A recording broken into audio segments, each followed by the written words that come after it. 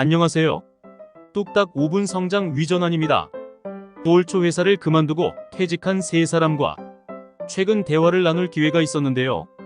하루 일과에 대한 이야기가 이어졌고 한 명이 자신의 루틴에 관한 이야기를 시작했어요.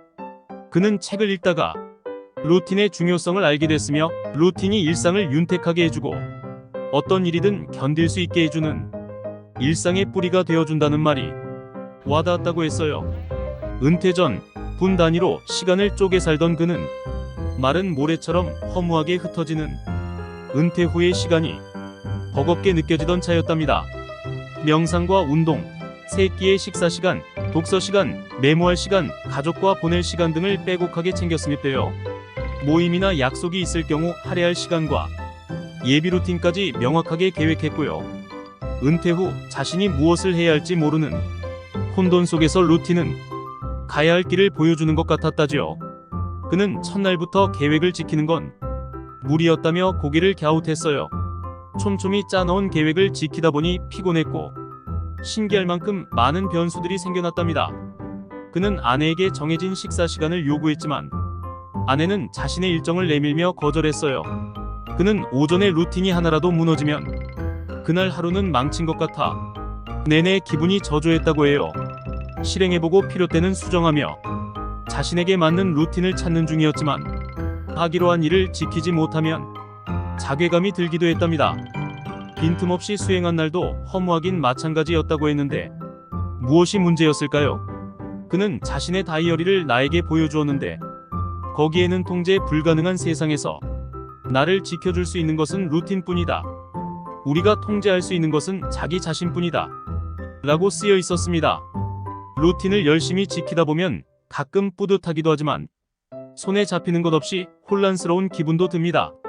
라고 말하는 그에게 무엇을 위한 루틴이냐고 질문을 던졌습니다. 그는 잠시 고개를 갸웃했습니다. 열심히 사는 자신을 보는 것이 목표였을까요? 그가 해야 할 것은 새로운 루틴, 일상의 뿌리를 위해 애쓰는 것보단 혼란스러운 자신의 상황을 들여다보는 것이 맞을 듯 싶었습니다. 함께 있던 이들의 경험담이 이어졌어요. 글쓰기에 관심이 있던 다른 친구는 모닝 페이지를 시작했다고 했어요.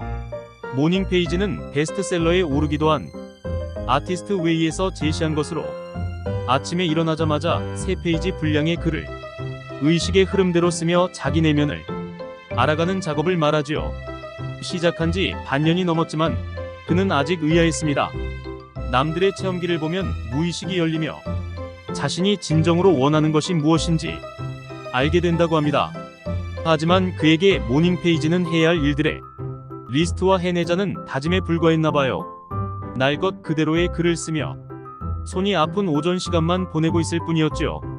무언가 잘못됐다는 생각에 그만두었지만 그 좋다는 것을 제대로 소화하지 못한 스스로에 대한 자책감이 남아 있었습니다. 대화는 새벽 시간을 활용하기 위한 미라클 모닝에 도전했던 다른 친구의 이야기로 이어졌습니다. 그는 직장 생활을 위한 아침 기상과 다른 느낌으로 미라클 모닝을 통해 자기만의 새벽을 갖고 싶어 시작했다고 해요. 하지만 함께 60대가 된 다른 친구들은 잠이 없어지고 기상이 쉬워져 새벽 기도와 아침 운동도 다니는데 여전히 야행성인 자신이 게으르게 느껴졌고 유튜브의 자기개발 영상에도 운을 좋게 만드는 개운법에도 포함되고 나는 게 미라클 모닝 아니던가. 생각과 실제는 달랐습니다. 일찍 일어나는 것도 힘들었지만 이후 멍한 정신으로 오전을 보내면 하루가 엉망이 됐다고 해요. 일찍 잠드는 건 더욱 힘들었고요. 나 자신을 살피고 돌보는 일이 먼저예요. 우리 모두 일단 그만둬야겠네요. 하는 누군가의 농담 섞인 말에 세 사람은 잠시 웃었지만 곧 심각한 얼굴로 입을 다물었습니다. 그러나 어디로 가야 할지 모르겠다는 좌절감에 마음이 힘든 것도 사실이었죠. 통제 불가능한 세상에서 그나마 우리가 할 수 있는 가장 확실한 일은 나의 일상을 다잡는 것일 순 있습니다. 매일 같은 시간에 같은 일을 하며 일상의 뿌리를 단단히 해야 흔들리지 않고 나를 지탱할 수 있다는 생각은 어느 면에서는 맞아요. 하지만 모두가 좋다고 하는 일이라 할지라도 이루고 싶은 목적이 무엇이냐에 따라 방법이 다를 수 있어요. 모두가 좋다는 방법이 나에게도 좋을지는 다른 문제거든요. 자신을 지키기 위해 루틴이 꼭 지켜야 할 강박이 되면 어느 순간 유연함과 여유를 잃게 되지요.